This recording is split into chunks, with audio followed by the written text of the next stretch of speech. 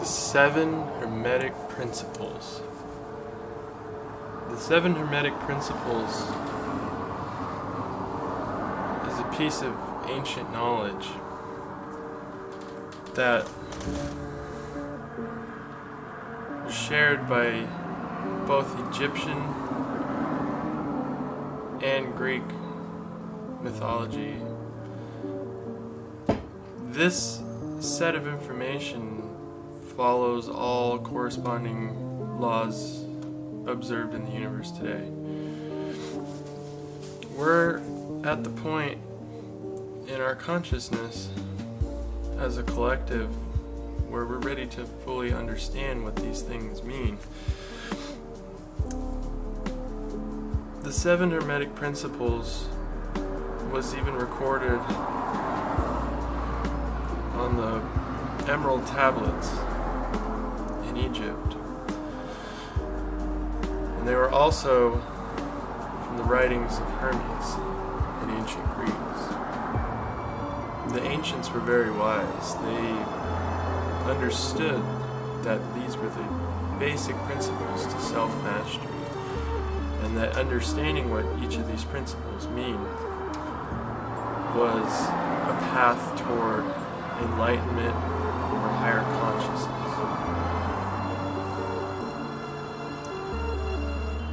So, we shall begin. The first principle of the Hermetic Principles is the principle of mentalism. And what this means is all is the mind, the universe is mind. So this means that this really breaks it down as mind over matter. The way the universe is put together on a mathematical level is essentially a calculation. It's a computation. So the mind is a direct relevance in the way it processes to the universe. If the universe is a giant mind, then the way our mind is put together should reflect what the universe puts together. And this brings me to the second Hermetic Principle. This is the principle of correspondence. The principle of correspondence is as above is so below. This means everything can be seen on the smallest level. The same patterns that can be observed on the atomic level can also be observed in the galactic or even the universal level. Why we see patterns that resemble details as fine as the human eye can be seen in nebula. These are all corresponding patterns in the way the universe is put together. The next Hermetic principle is the principle of vibration. The principle of vibration is a concept that everything vibrates, nothing is still. Everything moves. Whether we can perceive it or not is a different story. So even things that are outside of our perception of being still or not being still, it just means that we're not able to see that range of spectrum. So if something appears still, it's not still at all. A tree appears still, but it is still growing and moving and vibrating. Everything vibrates. And this is why it's so important to protect your vibration. This is why it's important to be conscious of what music you're listening to and what frequency and what tones, because that vibration is influencing you, your core vibration, your combination of various different vibrations within your own body are put together to make a machine, almost like an engine. This brings us to the next principle of polarity. Polarity is essentially two ends of the same stick. So if you're holding a stick, there's a left and a right, and there's one end and there's another end, opposite of each other. But it's the same stick. This can be applied on so many levels. So for example, if we go back to the principle of mentalism, all planes, spirit, mind, and physical, are spectrums of the universal mind. This also applies to the concept of polarity. They're all varying degrees. These various degrees of the universe and how it manifests itself is easily seen. So for example, when water is hot, when water is cold, it's still water. It's still the same thing, but it's just different degree. It's like a color spectrum.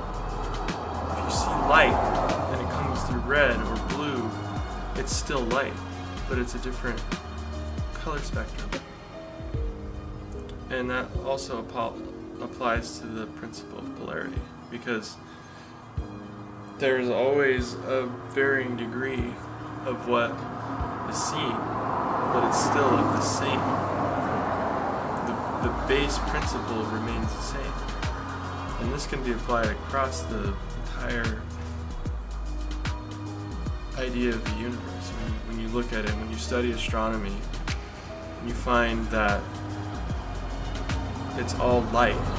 It's just manifesting itself in many different ways. So it's manifesting itself in multiple ways from the same type of source. And this brings us into the next Hermetic principle, which is the principle of rhythm. And rhythm is, when you think of music, when it flows together, or patterns that repeat, and you start to observe these things are no longer coincidences. Coincidences don't exist in the universe when you understand the Hermetic principles. Rhythm, for example, the seasons. Every year the planet goes around the sun, the axis tilts in the same. The plants put out their first green, full green during summer, the leaves fall, the tree is dormant in winter, and the cycle repeats. This is an example of the law of the rhythm.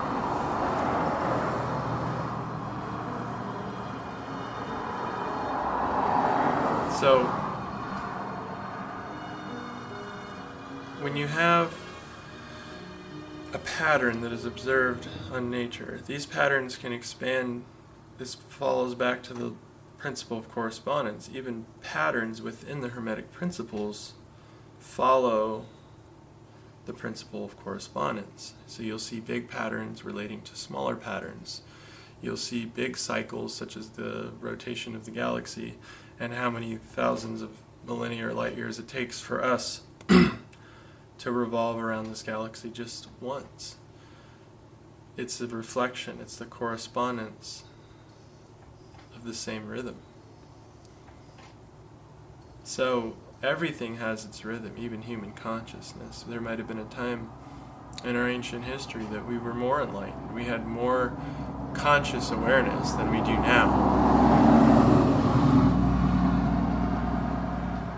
And with that, it also makes you understand we're in an upward incline.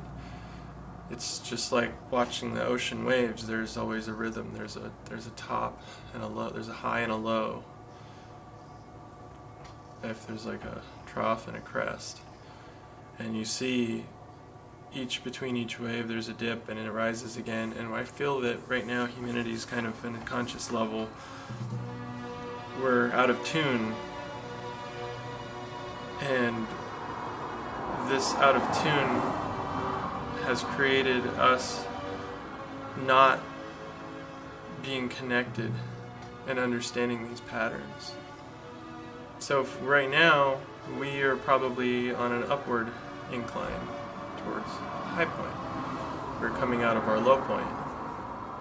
And now that leads us into the principle of cause and effect. Now this Hermetic principle is, there's no such thing as coincidence when you understand this type of principle. Because coincidence is just a mere happening. There's no understanding, it's just a random happening. It just so happens to be.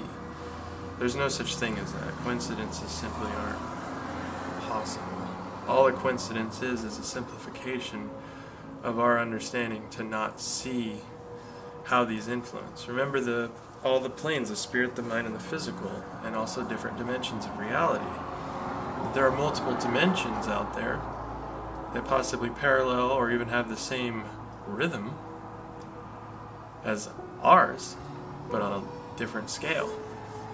So for example, if we have something happen on the physical plane, this also explains karma as well. If we have something happen on the physical plane of existence in your life, you're given a choice. You can help somebody or you can hurt somebody based on your decision, and you choose the easier path, the path that possibly can bring harm. But you're not completely sure it will bring harm, but it could bring harm. Now remember, if you're not there and you're not seeing that from, the human perspective, and you go, oh, it'll be fine.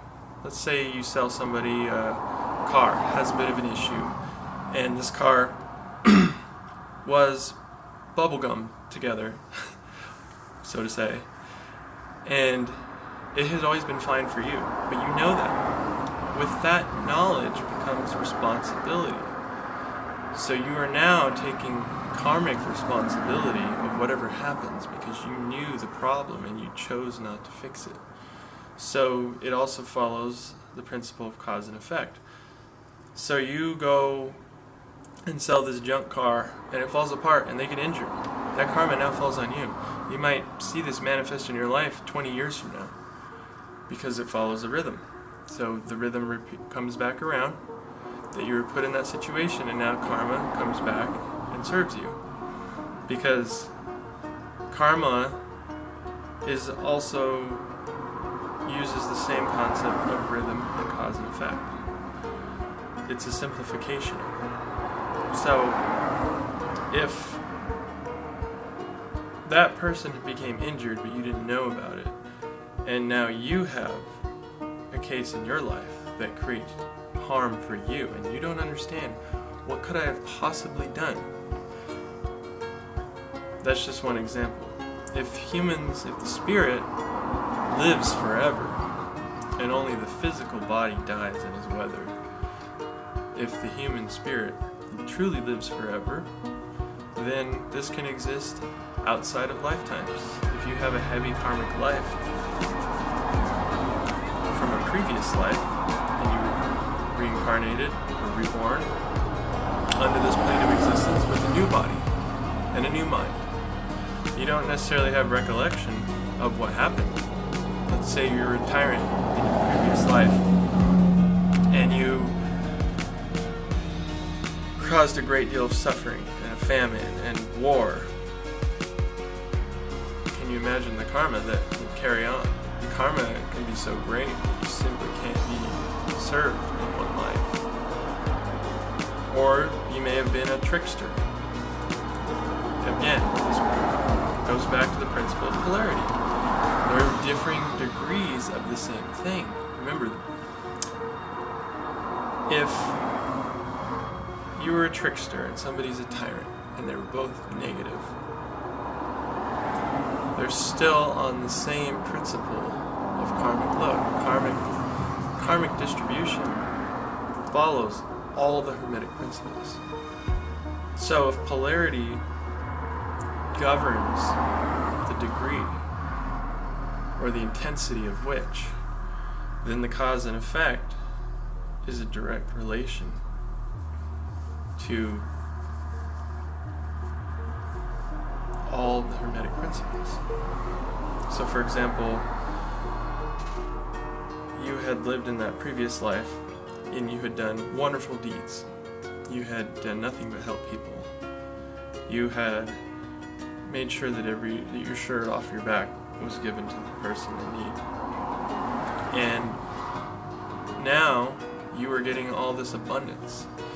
You know, you ever meet those people in life that just seem to have endless abundance, no matter what they do, or that everything follows, money falls in their lap, they get the best relationship, they get the best life, because it's very possible that in their previous human existence, their previous physical life, that they had karmic distribution waiting for them. So this follows the same concept. If you understand the Hermetic Principles, karma is a simplification of Hermetic Principles in a lot of ways. This also leads into the principle of gender. This is the last Hermetic Principle. So in a nutshell, we tend to gravitate whichever gender we feel, at least in today's society now. But there's no need to change your gender. That just means you have a certain role to play. And in my view, you're fighting that role. If you have the gender dysphoria, what it's called nowadays, if you have a deep seated drive to be more expression of a certain gender, look within yourself. Look at your energies. Are they more aligned with dominant feminine views or dominant masculine? When you achieve balance, the physical gender does not matter, because you drive your life the most when you are balanced. Your life is going to be propelled forward when you achieve that depth of balance. So it's not as important to look on the physical. We're running around searching for something that relates to us, but we're completely absent of inside. We're going about everything absent-minded. We're only looking on the physical because the masculine control structure has only looked from the source of logic and rationale and what is observable phenomenon. It's not going to give insight on a divine feminine level to tell you to look on the inside, on the energetic level, to look from the source of intuition. So it's very important to look within if you're having that. Now, I'll love any of you, no matter what, if you are choose to be one gender and choose to be the other. You're a free being, you're free to do what you wish, and I'm never going to judge that. I just think that we should all be looking within and not just on the physical. We're looking on a physical level, and this is why we're seeing gender and sex reassignment. We're not looking within. We're lost within the matrix. We're not looking at the energies within ourselves, because the energies are always fluid. They're always moving, just like the principle of vibration. So that's something we have a lot more direct control over. We don't necessarily have to mutilate our physical existence or go under surgery to change that. We can choose to express ourselves any way we wish, but just understand that you were born a certain gender through the cause and effect. If you were put on this plane, you may have been a woman in the past life, and you had a role to play and a mother aspect to give. And in this life, you have a masculine aspect to give. Remember, you were the yin and the yang. So don't focus on the physical, focus on inside of you. Focus on the energy in your core. So I hope that this video helps clear up some of the Hermetic Principle understanding and gives you a little more insight. And if you have any questions, ask, drop a comment. I'd love to hear what you guys have to say.